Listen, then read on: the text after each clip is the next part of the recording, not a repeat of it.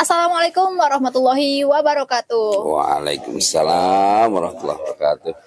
Baik, Sobat Lazismu, kembali lagi di podcast Lazismu. Untuk saat ini, episode kali ini spesial sekali. Kenapa? Karena kita langsung menyatu dengan alam. Karena memang untuk episode ini kita spesial langsung ke Pos Koordinasi Muhammadiyah Jawa Barat untuk gempa Kertasari. Tepatnya di Desa Ciberem, Kecamatan Kertasari. Dan untuk saat ini kita sudah kedatangan tamu istimewa yang benar-benar sudah berkontribusi banyak untuk kegiatan ini, untuk respon bencana ini. Di sini ada beberapa tamu yang Masya Allah sekali ya, teman-teman, Sobat Lazismu. Kita kenalan saja dengan masing-masingnya. Assalamualaikum warahmatullahi wabarakatuh. Waalaikumsalam warahmatullahi wabarakatuh. Bapak-bapak sekalian, Tua sekali kita, guys. Mas-mas, akang yang ada di sini, boleh kenalan dulu sama Sobat Lazismu. Dan untuk saat ini kita juga kolaborasi dengan MDMC, Sobat Tangguh ya. Oke, boleh kenalannya dari Mbahmu. Oke. Lu udah tahu kok, udah kenalan. Yang awal kan saya yang kenal. Sobat ya. belum. Teman-teman, Sobat Lazismu dan Sobat Tangguh semua, saya Darmawan dari MDMC. Kebetulan ya baru tadi malam datangnya. Itu aja? Iya, simpel aja. Kalau teman-teman di lapangan sih jarang manggil Darmawan. Rata-rata panggilnya Mbah Mo gitu. Jadi penuaan dini gitu. Sudah Mbah saat ini ya? Iya. Oke. Dituakan. Karena keadaan. Di MDMC sebagai Saya di TDRR. TDRR itu apa tuh? Tanggap darurat rehabilitasi rekonstruksi. Gitu. Ya, panjangannya. Oke, itu baru kenalan ya. Nanti untuk obrolan lebih lanjutnya kita kulik lebih dalam lagi. Enggak, Tang. Halo. Mulai so imut ini kalau Mulai. Mungkin udah pada populer kalau di bencana itu sama saya itu. artisnya. Biasa Mang Apis. Nah, nama saya Apis Hidayat. Kebetulan divisinya sama, mungkin kalau Mbah ini di MDMC pusat, kalau saya di wilayah. Ya, identitas Jawa Barat kalau nggak ada saya itu nggak rame. Nggak asik. Kopi dulu kan biar stabil. Oh, ini satu lagi nih. Boleh dilanjut? Halo Sobat Lazismu, perkenalkan saya Asep Uyung, Ketua MDMC Kabupaten Bandung. Nama asli jangan nama Nama palsu. asli. Oh, yang itu asli. Asli, tadinya mau Young. Young, karena kakek saya bahasa Inggrisnya kurang fasih, jadi kebalik J-nya. Gitu, Young. Ya, gitu, J-nya depan. Awet-awet muda luar biasa. Jadi Asep muda. Tapi berarti masuk di ini konferensi Asep-Asep. Betul, Ya, nanti Asep sebenarnya dia ada nanti Asep ya. ada nanti kebetulan di Ciparai tempatnya. Tadi kita lewat Ciparai ya. Ya. Di ya barangkali yang belum tahu kan ya, gempa ini kemarin di Kabupaten Bandung ya, di Kertasari. Dan tadi kalau misalkan mau ke sini tuh ada beberapa jalur sebenarnya. Cuman tadi kalau kita lewat Ciparai, tapi mungkin ada lagi lewat mana jalurnya? Kalau Ciparai memang asalnya cuma satu Ciparai. Kalau misalkan dari kota Bandung itu bisa lewat GBLA, Buah Batu. Bisa, Bojong Soang. Bisa. Itu bisa berbuah. Oke, lanjut Pak. Kenalan dulu Pak. Ya, ini dengan Aan Sofian. Nah, kebetulan kalau saya dari Lazismu di marketing ya. Alhamdulillah kita ke sini ingin apa ya? Coba menggali apa. Tapi pengen lebih tahu ya kondisi dengan setelah berapa dua pekan lah ya. Dua pekan. Dua Pas hari kita- Sabtu ya. Pas kita hari ini Dua kali Sabtu udah lewat gitu ya. Jadi mudah-mudahan apakah ada perubahan mungkin ya, atau perbedaan atau ternyata kondisinya malah sama aja kan. Nah, ini jadi pertanyaan nanti kita ke depan. Oke. Gitu ya. Oke, Sobat Lazismu. Mbah, Mang, ini sudah berapa lama di pos koordinasi ini? Berarti dari awal Ya. hari Rabu Kita tanggal 2 dari dapat informasi dari Kang Asep. Kebetulan Kang Asep kan MDMC Kabupaten Bandung menginformasikan kepada wilayah terjadi itu pukul 9.41 tanggal 18 ya. Nah, kita alhamdulillah sampai di sini tuh pada zuhur lah udah sampai di sini kita. Kebetulan ya teman-teman wilayah punya area atau punya kantor dan gudang itu dekat ke Kabupaten Bandung. Alhamdulillah kita dari hari pertama sampai sekarang standby. Dan hari kedua asistensi dari PP alhamdulillah di backup. Siapa? Responnya cepat tanggap. Cepat tanggap ya apa itu tadi? Cepat tanggap. Kayak sebelumnya itu. Nah untuk ini kan sekarang udah masuk hari Selasa ya. Waktu itu kejadiannya hari Rabu. Kebetulan Rabu. Pak. Rabu. Soalnya saya waktu itu sedang di lantai 3 dan itu bergetar gitu kan kayak apa ini gitu. Dan alhamdulillah Muhammadiyah juga responnya juga sangat cepat dan ya dari MDMC Jabar, dari MDMC Pusat juga cepat gitu untuk datang ke sini. Untuk dalam 2 minggu ini kondisi terkini tuh bagaimana sih? Boleh dari masing-masing dulu.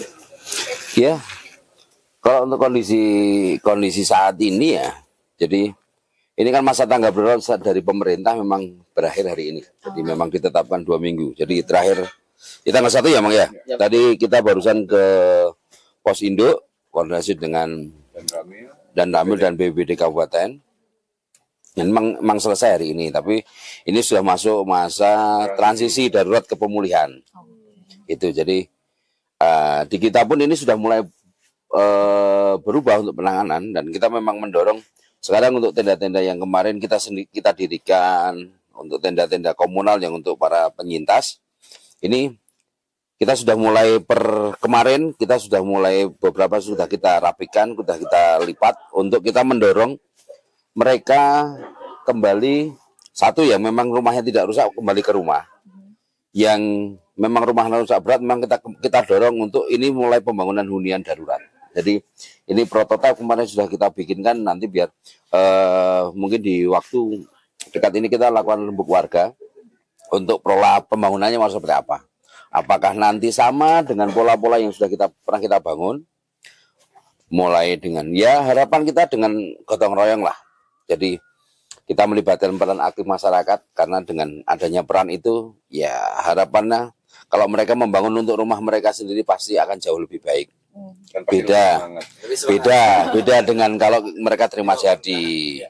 Jadi kalau istilah kata di pepatah Jawa itu rasa handar beninya punya, rasa memiliki itu jauh loh. Itu aja. Jadi dan selain itu juga memberikan semangat mereka untuk lebih cepat pulih lagi. Yang kemarin mungkin agak masih ketakutan, kita dorong kembali ke rumah dan lain sebagainya biar ini mulai berangsur, harapan kita berangsur cepat normal. Kayak gitu. Jadi penanganannya udah berbeda. Penanganannya udah mulai beralih ke tahapan. Tahapan. Ya, transisi ke darurat ke pemulihan. Mang Apit mau nambahin Mang Apit? Mungkin udah dicakup sama semuanya udah. Kalau saya kayak robot, kalau disuruh begini udah selesai. Ya mungkin kemarin kita mendorong dikarenakan memang disurvei atau diasesmen sama teman-teman itu banyak yang masih di tenda-tenda komunal. Kebetulan kemarin kita sudah membangun satu hunian darurat. Dan mereka antusias, malahan tadi pagi itu kita antri ini warga pada minta. Nah cuman kita berbenturan mereka itu lahannya yang memang tidak punya, mau dibantu, mau memerlukan tapi lahannya tidak punya. Nah kalau misalkan dibangun di rumahnya mereka itu ya tidak mungkin kan, tidak mungkin di bekas reruntuhan tidak mungkin, ya mungkin itu. Dan sampai saat ini ya mungkin kita terkait salah satu AUM ya. AUM kita itu ada 3 yang terdampak, SMA Muhammadiyah Kertasari, TK Kuntum Mawar, TK Aisyah Kuntum Mawar, sama SMP 3 Muhammadiyah Kertasari. Dan yang paling parah itu rusak berat itu ini SMP 3 Muhammadiyah Kertasari. Tadi baru saja sama Mamo kita berkoordinasi terkait untuk mau diapakan bangunan yang terbengkalai ini, yang kena dampak ini. Intinya teman-teman atau adik-adik kita tuh tetap harus memiliki hak pendidikannya. Adapun kita sudah mendirikan beberapa tenda darurat dan alhamdulillah teman-teman dari MDMC juga mengisi secara pendampingan dengan guru-gurunya untuk psikososial mulai dari hari kemarin. Nah, ini sekarang PR-nya kita tinggal mau diapakan seperti apa. Gitu. Soalnya ini bangunan itu rentan untuk keselamatan. Dikarenakan ini dua tingkat ya, dua tingkat. Rencana kita mau dirobohkan ya, Pak. Mau dirobohkan dan memang kita lagi mencari vendor pihak ketiga dikarenakan pihak pemerintah alat beratnya sudah tidak ada di lokasi. Adapun itu tidak memadai. Kita lagi mencari vendor atau pihak ketiga untuk kerjasama merobohkan SMP bangunan ini. Pertimbangannya satu, jadi jangan sampai ini kejadian ini prosesnya sudah masuk ke pemulihan tapi ada susulan gara-gara bangunan ini kalau semua roboh gitu loh. Jadi ya harapan kita ini dibersihkan karena pendataan kan sudah didata sama Dinas Pendidikan. Jadi ini segera dibersihkan, minimal mengurangi ancaman lah. Ancaman yang muncul. Ini kan kalau dibilang ancaman paskanya. Ini karena bangunan sudah tidak layak dan itu belum dirobohkan. Di situ masih dipakai activity untuk lingkungannya, dipakai activity untuk guru-guru sekolah, teman-teman, dan samping memang jalan raya, jalannya bukan jalan raya, jalan umum ya. Dan hidup, jalannya aktif gitu loh. Jadi pertimbangannya ke sana. Jadi ini memang harus mau tidak mau harus dibersihkan, dirobohkan kayak gitu. Jadi makanya kita nyari pihak karena kapasitas kita tidak mampu. Satu dengan alat personel kita juga terbatas. Jadi kita melihat kapasitas kita ya mau tidak mau kita mencoba untuk pihak ketiga untuk membantu merobohkan ini. Kayak gitu. Oke, untuk saat ini bentuk kerjasama yang sudah terjalin itu dengan mana saja Pak sejauh ini untuk dalam 2 minggu ini? Ya hampir kita dengan stakeholder terkait dengan pihak Danamel, Polsek, desa, BNPB, dan kita tetap terjalin koordinasi di sana. Jadi intern juga kita ke internal ya karena hampir posyan di sini itu pengelolanya adalah teman-teman AMM. Kita diuntungkan Pak AMM sini aktif gitu aja. Jadi bahasa Mang Apit itu tinggal supportingnya. Ya. Kita jadi support system aja ke teman-teman. Jadi dampingi ya bagaimanapun kan ini media pembelajaran. Kita juga sama-sama masih belajar. Ini ada kejadian ini sebagai untuk media pembelajaran kita semua. Karena satu kejadian dengan kejadian yang lain pasti pola penanganannya akan berbeda. Masalah yang muncul pun berbeda. Karena Mang Apit ini kayak Pegadaian mengatasi masalah dengan masalah. Masalah yang kelihatan benar tuh apa tuh kira-kira di sini? Kan biasanya ada ya mungkin dari air misalkan atau dari itu nomor satu masalah sosial tertentu. Ya, air ya untuk di kawasan ini ya, di kawasan yang saat ini kita berada ini yang masih satu garis sama lingkungan SMP. Ini memang satu permasalahan air masih bermasalah. Jadi makanya kemarin sempat kita harapkan ada nanti program air bersih, entah pakai sumur bor atau yang lain. Itu untuk di kawasan ini untuk masalah air bersih. Yang sebenarnya ini daerah pegunungan yang dekat dengan 0 kilometernya Citarum, tapi masalah air. Gitu. Jadi kadang memang anak-anaknya sedikit perlente, sedikit kalau bahasa kita di sana rotok meletre gitu. Cuci tangan, cuci muka pakai air galon. Ya, walaupun di rumah itu bisa diminum. Iya, ini meletre. Karena memang kondisi memang tidak ada air. Dan kita kan MDMC keren. Itu sampai cuci muka itu pakai air galon. Karena kalau nggak pakai itu ya berarti kita berkubar dengan najis. Itu masalahnya. Jadi dan tiap hari ini pasti dilarang seperti ini. Dilalati ya. Karena area ya mungkin di sini area perkebunan dan pupuknya pupuk organik ini, pupuk kandang. Kalau dari masalah tadi misalkan ada masalah sosial yang muncul enggak wajar lah. Wajar.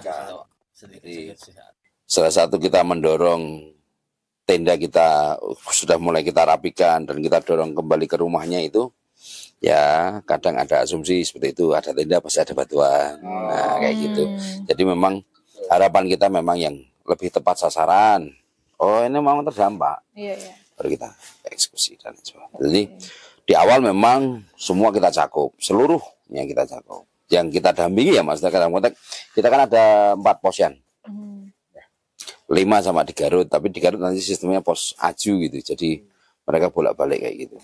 Jadi di Kabupaten Bandung ini Tiga di sini 3. ada, tapi 3 itu mencakup 4 RW ya, 5 RW. 5. RW 16 Posyan 1. itu sebagai posyan 1, RW 11, 12, 28 itu kita Posyan 2. jadikan satu posyan. Tapi karena itu satu lingkup, yang ini RW 7 yang ada di SMP Muhammadiyah. Kebetulan ada amal usaha kita di sini. Jadi itu pertimbangan kita kenapa ini perlu ya bahasane mangapit ya, kita nggak bisa dakwah di mimbar ya, dakwah bilhal. Bahasanya dakwah bilhal ya. Bahasa kerennya dakwah bilhal katanya mangapit. Yang satu lagi di Garut ya, di Padawas. Di Padawas ya, Pak? Pada Awas, Pasirwangi. Saat ini sedang pembangunan untuk Madin, Madrasah Diniyah Madin Muhammadiyah. Jadi kalau disingkat itu MDMC. Oke. Madrasah Cihurip. Diniyah Muhammadiyah Cihurip. Cihurip kok Oke. Cihurip. Jadi MDMC. Jadi Iya. bukan manajemen disaster ya. Bukan. Dan kebetulan itu memang bukan ya warga lokal yang inisiatif untuk mendirikan, dikarenakan jauh dari kampung lain mereka mendirikan sebuah atau madrasah itu sama satu lagi musola. Itu tidak terdaftar harusnya terdaftar di Kementerian Agama. Itu tidak terdaftar. Roboh itu 2. Alhamdulillah materialnya sudah didorong ya, Mas. Sudah didorong kemarin beberapa material bangunan. Dan hari ini pun sekretaris sama ketua PP MDMC lagi berkunjung ke sana dan mendorong logistik buat teman-teman yang bergotong royong membangun madrasah diniyah itu. Jadi kita cuma suplai bahan baku, Bahan baku. pembangunan langsung Warga. Jadi ya melihat semangat kayak gitu kan, hari ketiga kita ke sana ketemu Ayahanda PDM. Ya oke, yuk kita mulai besok pagi kirim hebel kayak gitu. Ya dari situ terus akhirnya melibatkan ibu-ibu Aisyah untuk isi dalamnya, ada karpet, ada apa gitu. Kita kontak dengan teman-teman di BWA melalui Mbak Nikmah itu, Mbak yuk diisi dalamnya ibu-ibu Aisyah gitu. Jadi kalau nggak kolab kan ya kan, Rasa berat gitu ya. iya, makanya ini kita kolab sama Lajis biar kita ringan karena Ya. Lajis itu jargonnya kan, Lajismu kaya. Kalau MDMC jaya. Satu, ini kan di daerah sini kemarin memang jarang. Jadi ini air itu sering masalah kalau terutama musim kemarau kayak air bersih. Iya, jadi memang ini untuk membangun ya minimal kalau kemarin grade-nya supply air ini masih di 3, ini harapannya kita naik ke 5 Dari awalnya kayak gini atau karena faktor gempa dari Dari awal. awal. Dari awal. Masih harusnya bagus ya penggunaan, cuman memang Kalau kualitas air itu sangat bagus, di sini sangat bagus. Cuman debitnya, debit airnya. kenapa bisa gitu? Musim Maka banyak disedot oleh Ya, korporasi. Walau-walau. karena kan kadang perjalanan jauh itu mungkin ada yang retak, pecah gitu kan ya, ada bocor. Oh, sama warga di sini kan iuran per bulan itu untuk air berapa? 10.000 Pak gitu kan, 10.000. Ya dengan sangat wajar 10.000 satu bulan, airnya debitnya kecil itu sangat wajar. Kalau warga pengen 20.000, Ya nggak bisa, nggak bisa. nggak bisa. Jadi dikarenakan memang di sini warga lokal di sini tuh ngambil air dari gunung dengan swadaya. Swadaya itu giliran per 1 minggu ini pagi. Oh, tadi bayarnya ke siapa tadi? Ada yang pengelola. Oh, pengelola warga itu Ya. sendiri. Jadi uang itu hanya sekedar untuk Pemeliharaan. maintenance Oke, atau ada pemeliharaan. yang dari pemerintah gitu. Bukan. PDAM. Ini lokal, Swadaya. rembuk warga. Swadaya. Kalau di daerah Lengkong ada hujan ya? Kesini ada hujan nggak? Ada.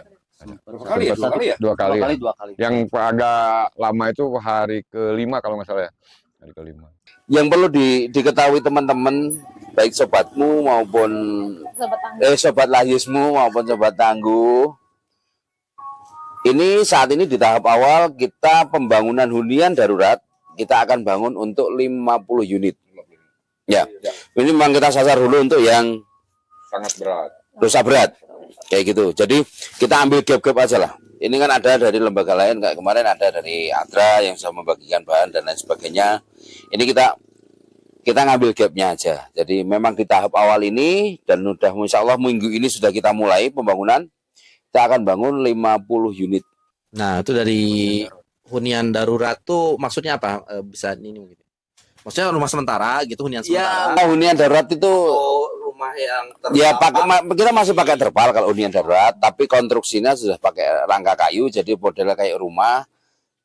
Jadi memang ada ruang privasinya. Oke. Jadi kita sekat itu ada ruang privasi untuk keluarga. Kalau misalnya ada tamu juga ada ruangan sendiri. Jadi kita membedakan dengan pola penanganan waktu darurat kemarin kita masih tenda komunal yang masih bergabung banyak kakak, banyak jiwa gitu kan.